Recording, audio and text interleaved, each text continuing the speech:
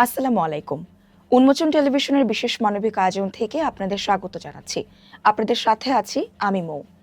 আজ সকালে যখন আপনি ঘুম থেকে উঠেছেন, তখন হয়তো আপনার জানলার বাইরে পাখির ডাক ছিল। আপনার সন্তান নিশ্চিন্তে আপনার বুকের ওমে ঘুমাচ্ছিল।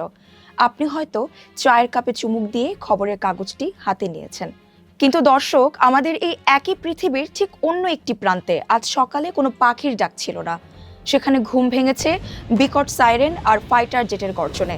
সেখানে চায়ের কাপের বদলে মানুষের হাতে ছিল ধুলোমাখা এক টুকরো কাফনের কাপড়। হ্যাঁ দর্শক, আমি ফিলিস্তিন, লেবানন এবং এই যুদ্ধ বিধ্বস্ত মধ্যপ্রাচ্যের কথা বলছি।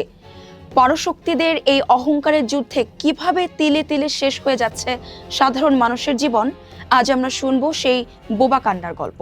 টিভির পর্দায় আমরা প্রতিদিন দেখি এতগুলো মিসাইল মারা হয়েছে, এতগুলো ভবন ধ্বংস হয়েছে, কিন্তু আমরা কি কখনো ওই ভবনগুলোর নিচে চাপা পড়া মানুষগুলোর কথা ভেবেছি?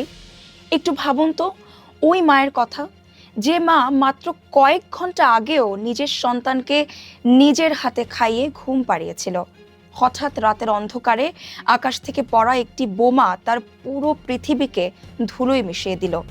সকালে সেই মা যখন ধ্বংসস্তূপের নিচ থেকে নিজের সন্তানের নিথর দেহটা টেনে বের করেন, তখন তার কেমন লাগে? বুকের ধনকে ছোট একটি সাদা কাফনে তিনি জড়িয়ে ধরেন। তিনি যখন আকাশের দিকে তাকিয়ে চিৎকার করে কাঁদেন, তখন কি এই বিশ্ব নেতাদের সিংহাসন একটুও কাঁপে না? এই বয়সে শিশুদের হাতে থাকার কথা ছিল বই, খাতা আর রঙিন পেন্সিল, কিন্তু গাজা বা লেবাননের শিশুরা আজ এক অদ্ভুত ভয় পাচ্ছে। তারা রাতে ঘুমানোর আগে মার্কার কলম দিয়ে নিজেদের হাতে আর পায়ে নিজেদের নাম লিখে রাখে। কেন জানেন? কারণ তারা জানে রাতের বেলা যদি তাদের বাড়ির ওপর বোমা পড়ে আর তাদের মুখমণ্ডল যদি চেনা না যায়, তবে এই হাতের লেখার নাম দেখেই অন্তত তাদের বাবা মা তাদের লাশটা খুঁজে পাবে। দর্শক, একটি ৮ বছরের শিশু যখন মৃত্যুর জন্য এত নিখুঁত প্রস্তুতি নেয়, তখনই তথাকথিত সভ্য পৃথিবীর মানবাধিকার সংস্থাগুলো কোথায় থাকে? তাদের ভাঙা খেলনাগুলোর সাথে কি আমাদের মানবতাও আজ এই ধ্বংসস্তূপের নিচে চাপা পড়ে গেছে?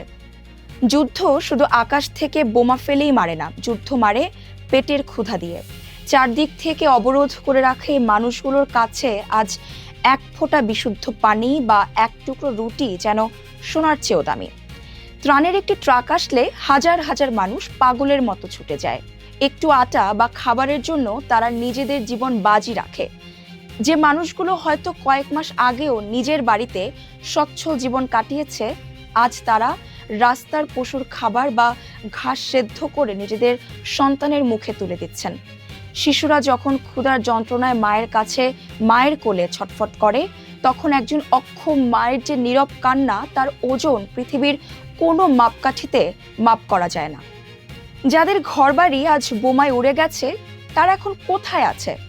তারা আশ্রয় নিয়েছে খোলা আকাশের নিচে প্লাস্টিকের ছোট ছোট তাঁবুতে। শীতের রাতে যখন কনকনে ঠান্ডা বাতাস আর বৃষ্টি নামে, তখন ওই পাতলা প্লাস্টিকের তাঁবু তাদের বাঁচাতে পারে না। ভেজা মাটিতে কাদা পানির ওপর পলিথিন বিছিয়ে ছোট ছোট শিশুদের বুকে জড়িয়ে রাত পার করে অসহায় বাবা মারা। একটু উষ্ণতার আশায় তারা হয়তো কিছু কাগজ বা কাঠ পোড়ায়। নিজের চোখের সামনে তিলে তিলে জমে যাওয়া এই কষ্টগুলো নিয়ে তারা শুধু আকাশের দিকে তাকিয়ে অসহায়ভাবে বলে, হে আল্লাহ, আমাদের কি দেখার কেউ নেই?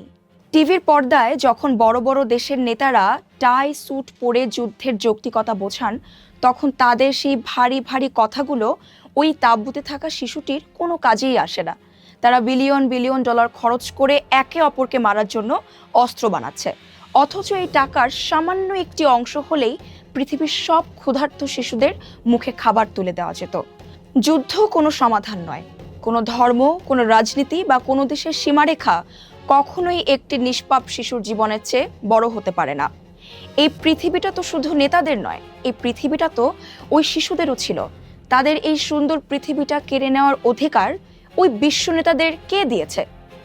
দর্শক, আমরা হয়তো অনেক দূরে আছি, আমরা হয়তো সরাসরি গিয়ে ওই মানুষগুলোর মাথায় ছাদ হয়ে দাঁড়াতে পারবো না, কিন্তু আমরা আমাদের জায়গা থেকে এই অন্যায়ের প্রতিবাদ তো করতে পারি। আমরা অন্তত আমাদের প্রার্থনায় এই অসহায় মা আর শিশুদের নামগুলো রাখতে পারি। আসুন আজ রাতে ঘুমানোর আগে আমরা সবাই মিলে সৃষ্টিকর্তার কাছে একটি প্রার্থনাই করি, এই যুদ্ধ থামুক, আর একটি মায়ের কোলও যেন খালি না হয়, আর একটি শিশুকেও যেন তার নিজের নাম হাতে লিখে ঘুমাতে না হয়। পৃথিবীটা আবার শান্ত হোক। উন্মোচন টেলিভিশনের এই বিশেষ মানবিক আয়োজন থেকে আমি মৌ আজ এখানেই বিদায় নিচ্ছি। আপনারা সবাই ভালো থাকবেন এবং মানবতার পক্ষে কথা বলবেন। আল্লাহ হাফেজ।